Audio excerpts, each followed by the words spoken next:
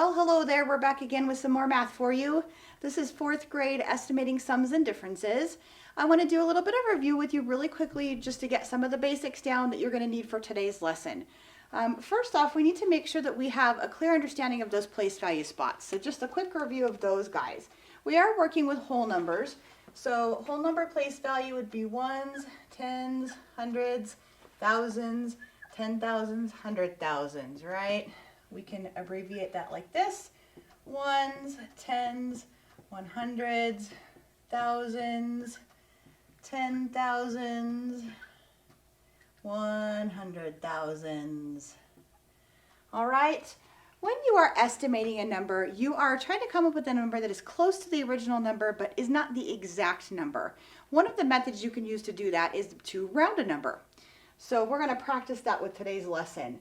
Our first problem is going to be asking us to round some numbers. So really quickly, let's remember, if we have a number that ends in 0, 1, 2, 3, or 4, those are going to stay the same.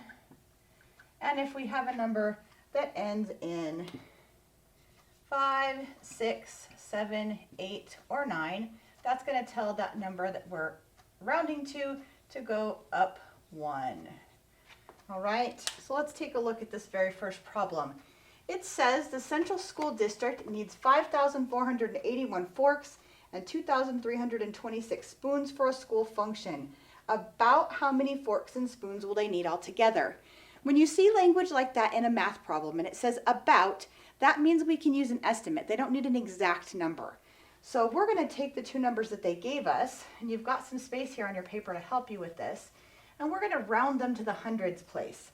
So I'm going to write the original problem down, which is 5,481 plus 2,326.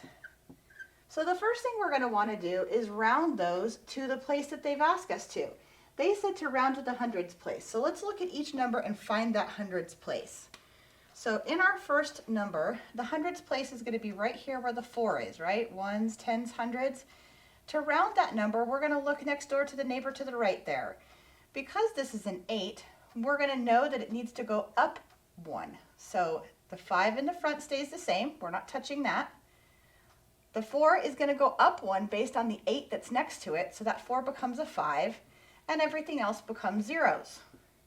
Same thing with the second number. Let's find the hundreds place. Ones, tens, hundreds.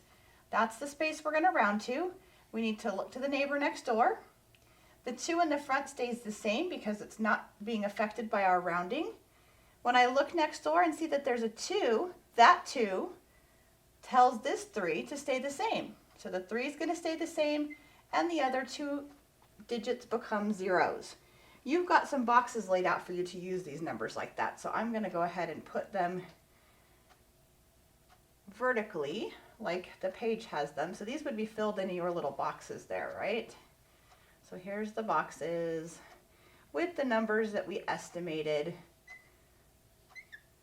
We estimated 2,326 to be about 2,300. Now what they're asking us to do with that, just like on your paper, is to go ahead and add those together. So just like a regular addition problem, we're going to start with the ones. So 0, 0, 8, and 7. So that answer to that problem would be about 7,800, and that's what's going to go here on this line. There's another problem just like that underneath it, so let's go ahead and set that one up. They're asking us to again practice our estimation and round to the hundreds place. Here are the next two numbers they want us to do. It is 7,542 and 3,225. Both cases they want us to round to the hundreds again. So we're going to go ones, tens, hundreds. This is the space. Going to look to the right. The 7 stays the same because it's in front of the numbers that we're rounding, so we don't bother with that at all. This 4 tells the 5 stay the same, so the 5 is going to stay the same, and the last 2 digits become zeros. Down here in the second part, we go to the hundreds place. This 3 is going to stay the same because it's in front of what we're rounding. The 2 to the right of the digit we circled tells us it stays the same. So the 2 stays the same, and all the other digits become zeros. Again, they're asking us this time not to add those numbers, but to subtract them. So it's good that we caught that right there. So let's go ahead and do our subtraction problem. Now that we've used estimation to help us find numbers that are easier to work with, we can complete the problem. So 0 take away 0 is 0, 0 take away 0 is 0, 5 minus 2 is 3, and 7 minus 3 is 4. So as you can see, your best bet is to go ahead and estimate by rounding for these. That's what it's teaching us today. Use what you remember from rounding numbers to help you out. And let's see if there's anything on the back that we need before we stop here. No, it's the same kind of thing. This time it's using a chart to help you. So you're going to be taking the data from the chart up here to be able to help you with how to round and estimate that answer. Each time you just have to remember the rounding rules. If the digit to the right of the area being rounded is a 0 through 4, it stays the same. If it's a 5 through 9, it tells that digit to go up 1. If you need any questions or have anything else, you can get a hold of me through school or our email mvaw123@gmail.com. Class Dojo.